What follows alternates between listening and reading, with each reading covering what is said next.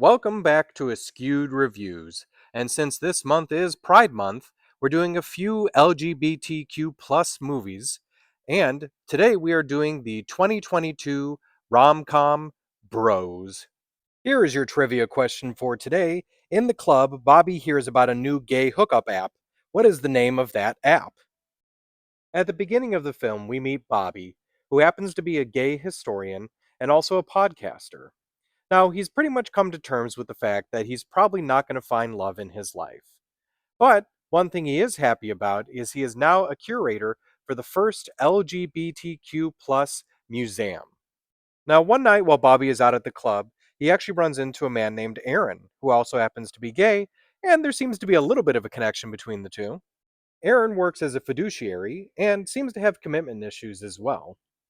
Now, in this day and age, with things like Grindr and text messaging, we get to see how the modern gay relationship works with dating.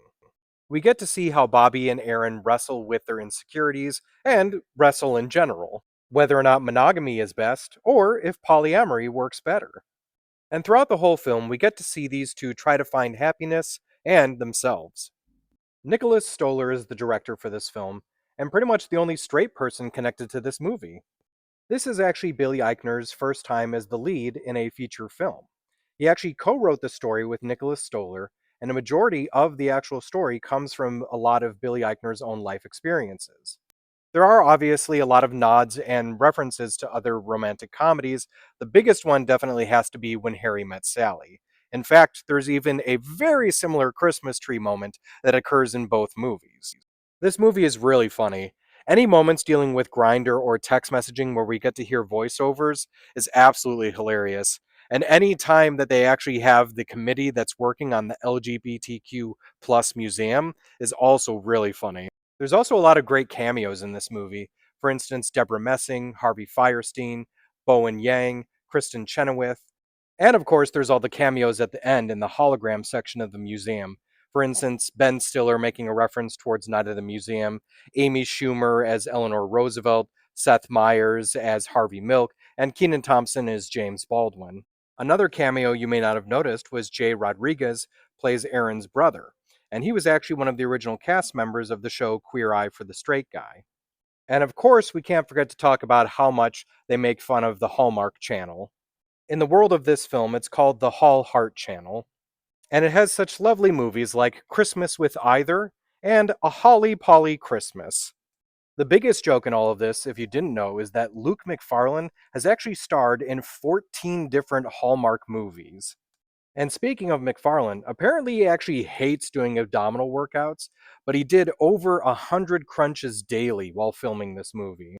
Bros was actually marketed as the first American gay rom-com with an entirely LGBTQ principal cast. However, that's technically not correct, as a few months prior to this film, Fire Island on Hulu actually came out and was the first gay American rom-com that had an entirely LGBTQ principal cast. The film was actually made on a budget of $22 million. Unfortunately, it only made 4.8 million. Most of the cast and crew believe it's just due to the fact that a lot of people just weren't ready for a gay rom-com yet. Now, I, however, am saddened by that fact. I really wish it had made more money, as I really enjoyed the film.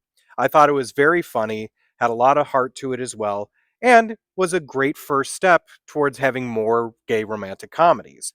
So I'm actually going to give this movie a 3 out of 5. Now, as for the trivia question from the beginning of this episode, in the club, Bobby hears about a new gay hookup app. What is the name of that app? The app is called Zellweger, where apparently gay guys who want to talk about actresses and then go to bed can find each other. Apparently, Billy Eichner actually cleared it with Renee Zellweger if they could use her name for this, and she absolutely loved the idea. I hope you enjoyed this episode of Askewed Reviews. If there is a movie you'd like to see get a review, just mention it in the comments. And as always, like, comment, share, and subscribe.